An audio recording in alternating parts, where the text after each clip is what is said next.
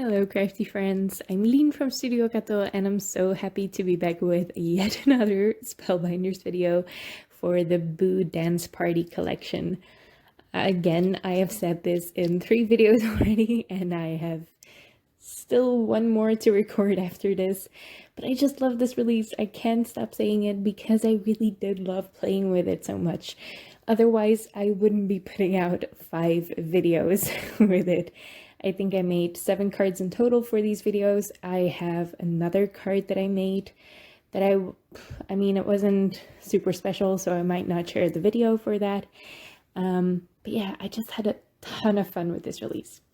Now I'm going to use a Haunted House die set. I will show you in a minute, but first I'm making this background. And this background was actually meant for another card, but I couldn't use it for that. It was just too bright. I'm using very hot pinks, Raspberry Bliss from Pinkfresh Studio, sorry, some honeysuckle and some marmalade ink from Concord 9th, and some sunshine, sweet mustard, I don't know, some very nice yellow ink, marigold, it's marigold, from Pinkfresh Studio. Now here is the beautiful die set, Spellbinders Haunted House. It comes with the Haunted House, a moon die, some steps to lead up to the house, some clouds, and some ghosts and bats as well. And they're really tiny, but they're also perfect to make a fun background with. And that's the one video that I still have to record or do the voiceover for. So I will have another video showing you how to make a background out of tiny die cuts. It's a very cool look as well, a little bit more subtle than this very graphic card, but I love this one. I am using some blacks and I'm staying away from purple for the first time in this Halloween series. Yeah, I'm just having tons of fun with Halloween cards. Again, I will have more videos with all of the collection from the Haunted House collection with all of the products, so you can check those out in the description below. I'm sorry if I'm repeating myself across videos, but I don't expect everyone to watch all of the videos, so that's why I'm saying some things a couple of times. Now I put that ink blended background on top of a black card. I just put some black card onto a white note card. I don't like making dark note cards because it's just easier to have a white note card on the inside to write your message. And then I already have the Haunted House die. I die cut that 3 times out of thick black cardstock, and I stacked those together. Now I want the ground to be level with the house, so I'm also stacking up 3 layers of black cardstock together to make just something for the house to sit on.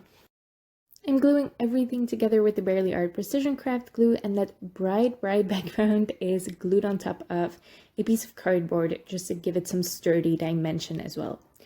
I'm adding more glue, Barely Art Precision Craft glue again, to the back of the Haunted House. Again, this is stacked 3 layers thick, so it's very dimensional, very cute. And I am gluing that off center. I did also trim off a little bit of the picket fence around it just to make it fit on the note card. I die cut the moon out of silver glitter cardstock, and I did the same with the ghosts. And I'm just gluing that behind the house, which I had already glued down, so I'm just prying it off the background there and gluing it back on. That's what I do like about Barely Art Precision Craft glue. It's not the strongest. It will do fine for paper on paper. But for gems, for example, I like to use something stronger. But Barely Art Precision Craft glue does move for a little while, so you can pick up some items if you're not quite happy with the placement. Now I also die cut the Haunted House from some holographic gold cardstock, and I'm just using all of the little windows there to inlay in the black Haunted House. And it really does look like it's glowing if you tilt it in the light because the color shifts.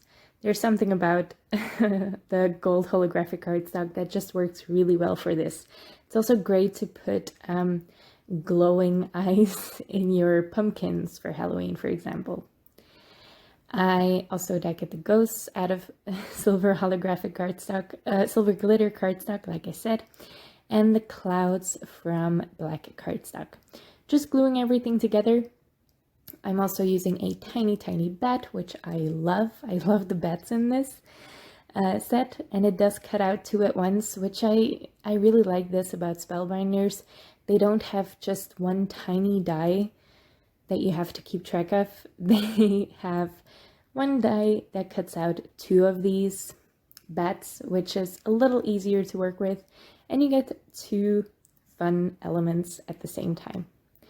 I die-cut the steps out of some dark gray cardstock, and I'm gluing those on using a jewel pick because they're really tiny. Now, after I was done filming, I realized that I would have preferred one more bat above the moon. So I did glue on an extra bat. You will see that in the end in the photos, but not when I'm showing the card off right now. But yeah, I did glue an extra bat on there just to give it a little bit more at the top left corner. I really love this card. I love the bright background. I was very happy that I still found a use for it, even though it didn't fit the card I had originally intended it for. But yeah, pink is great for Halloween. We should use more pink in our Halloween cards. It's just stunning with the black. I love Halloween cards. I've said it so much in these past couple of videos, which are all releasing on the same day. But yeah, there's something about Halloween cards that just has a special place in my heart. I hope you liked the video. I hope you like this new collection by Spellbinders. Again, all of the links to the products, to the collection, to all my videos will be listed in the description below, and I hope you check them out. Make sure you subscribe to my channel if you want to see more of my cards. I'll make sure to make more Halloween cards because they make me happy. Yeah, see you soon. Thank you so much for watching.